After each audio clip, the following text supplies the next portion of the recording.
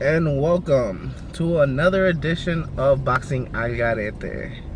I'm your host, Robert Sanchez, bringing you all the latest news and updates on boxing. So, decided to do another video this afternoon since I just got off of work and got some great news. So, it has just been informed that Danny Garcia and Mikey Garcia have signed to fight in the fall.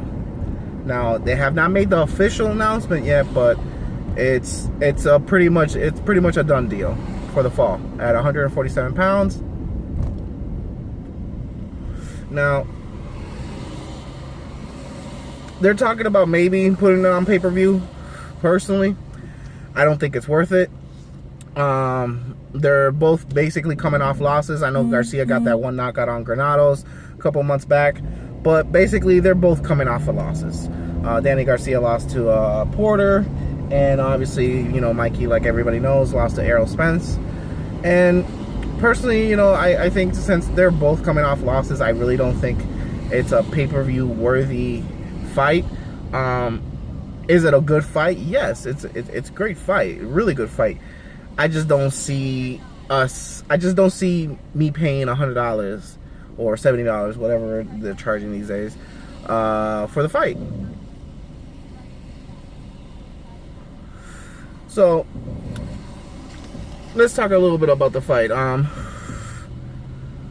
Mikey Garcia, he's a great boxer, great technician, great ring generalship, throws great combinations.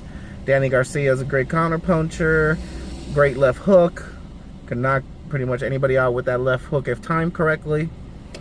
I'm kind of leaning towards Danny on this one, just because of the size.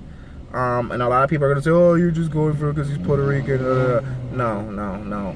I like Danny, but I like Mikey Garcia a lot too. He's a really good fighter, and he's actually one of my favorite acting fighters right now. He's a really good fighter, but I have to lean towards Danny Garcia because of the size.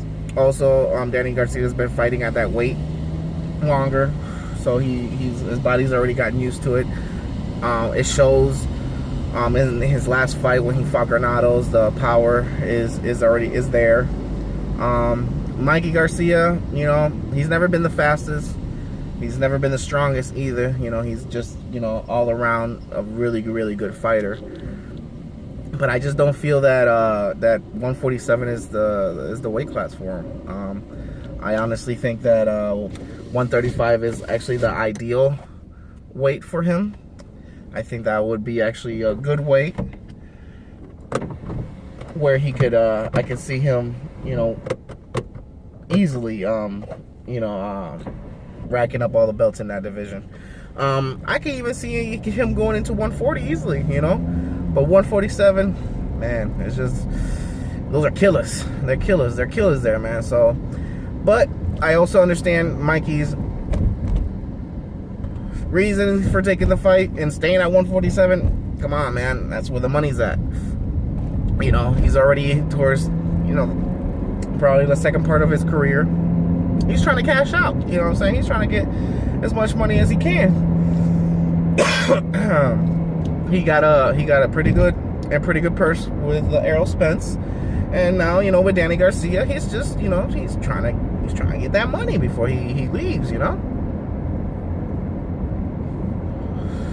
But like I said, I'm still sticking with Danny.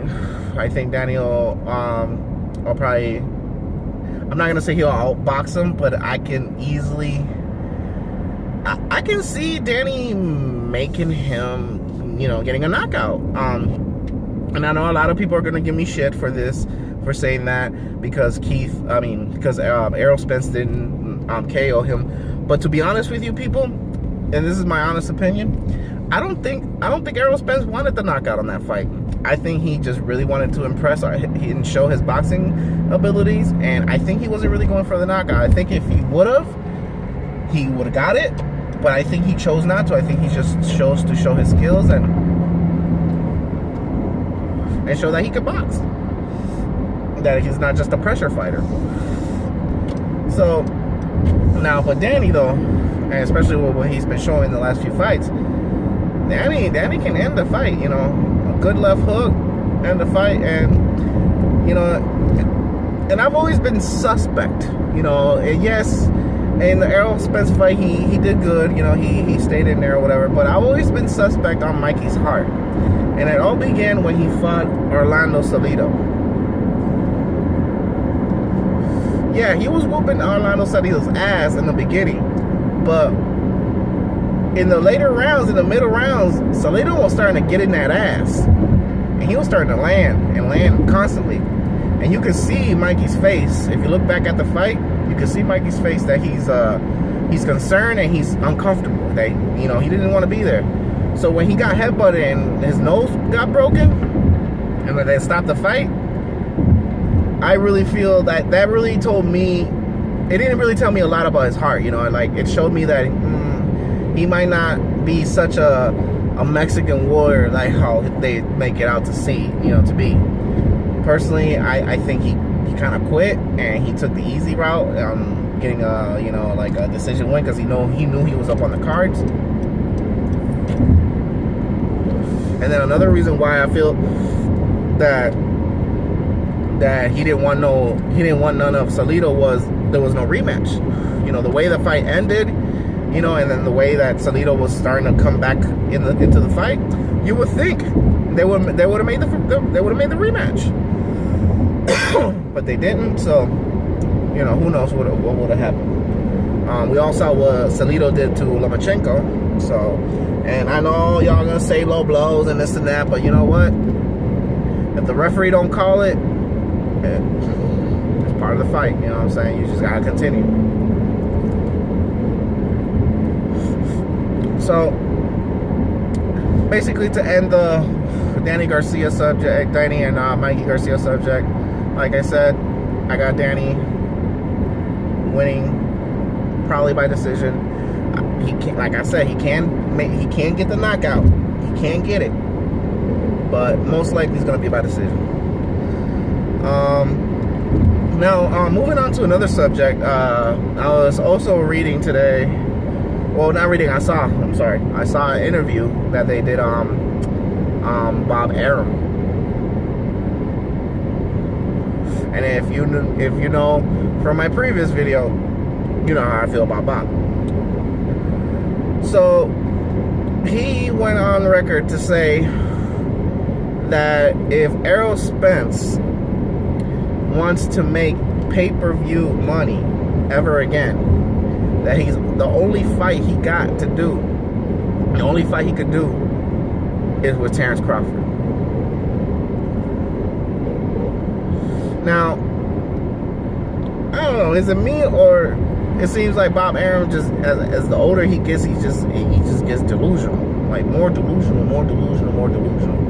Like, how are you gonna say that Terrence Crawford is the only option that Errol Spence has when he has been offered a Canelo fight, when he has been offered, well, not really offered, but when there's a fight, a coming up fight with maybe a potential Manny Pacquiao or Keith Thurman, the winner of that fight.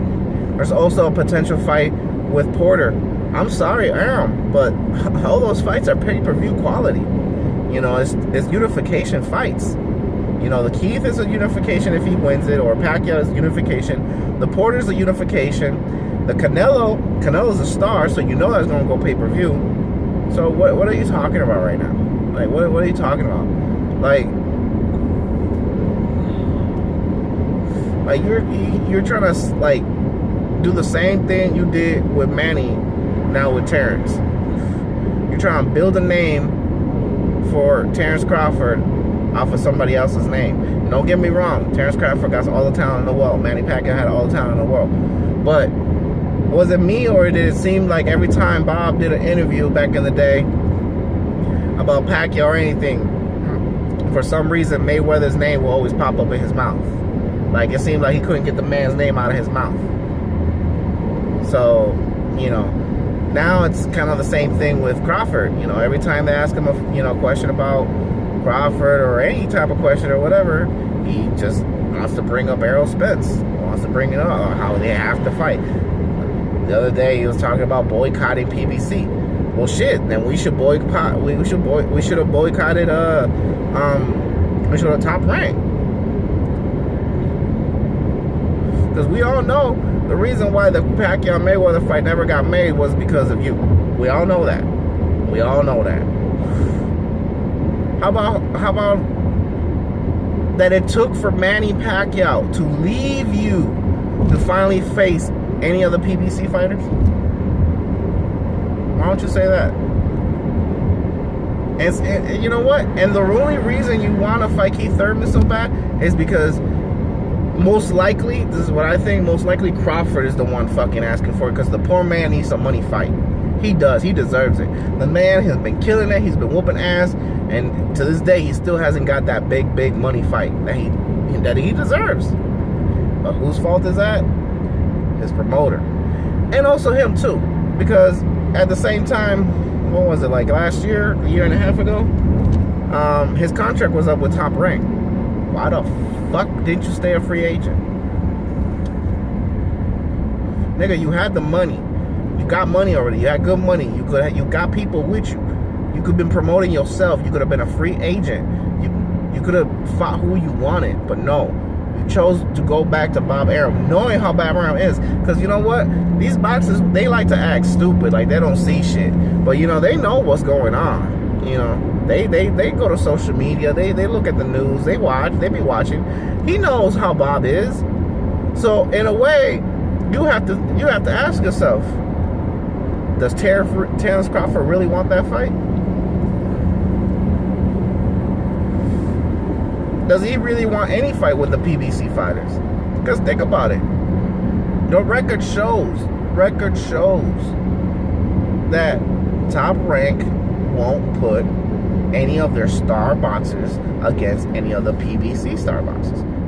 It just hasn't been done. I think the only time that was done was with Manny and Mayweather. It hasn't been done. I think now they're going to do it with Fury and Wilder. And like I said, and it's because Top Rank doesn't have full say on Tyson Fury. You know, it's a co-promotion, you know. So you also have to look at it like that.